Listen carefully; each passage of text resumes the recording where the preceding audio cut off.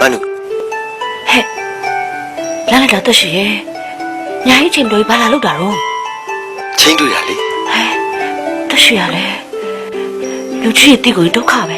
ဘာပြောစရာရှိလို့လဲဘာမှပြောစရာမရှိပါဘူးလက်ဆံရှိပဲဘာလာလောက်တာတော့ဟောချင်းတွေ့တာပါဆိုမှဩ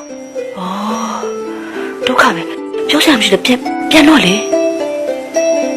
အေးနင်ပြန်ခိုင်းငါပြန်ပါဟောနေခဏဝေရကျော်ကြီးကပြောတယ်ချင်းတွေ့လက်ကလေးကန်ရတယ်နင်လက်ကလေးငါ့လောက်ပေးပါ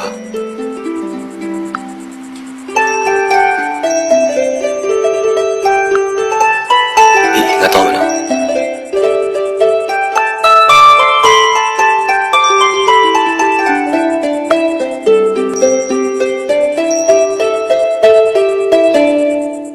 သူကဘယ်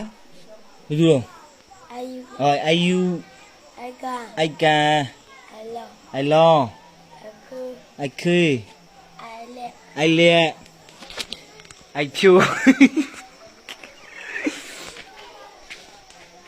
ဘယ်သူတော့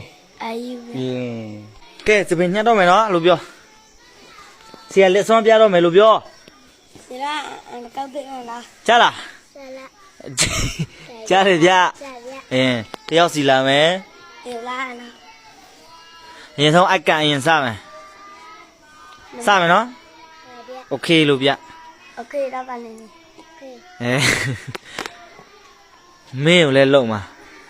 ဘာတော့ဆရာသားလို့တော့ပြောင်းလာပြီးမှ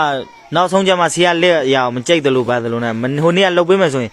ညက်သူပြလုံနေတာလေဟိုမှာအရင်တော့ဆိုရင်ဟိုဆုတ်ဖွားနဲ့လူနဲ့တော့မတူတဲ့လူကဟိုနည်းနည်းလေးတန့်လာတော့ခလားကျဲလာဘယ်ရမှာတော့ငါကဲစပင်ညှက်တော့မယ်နော်โอเคရပြီကျွန်းကောင်းနေမှာလည်းကြီးတယ်ကြီးနေ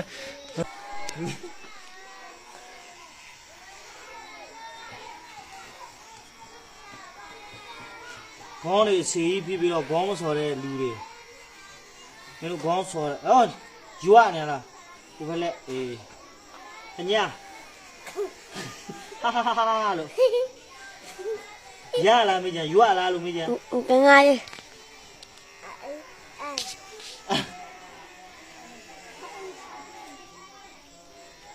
ကညာโอเคရပြီဟမ်ဟုတ်ညမယ်နော်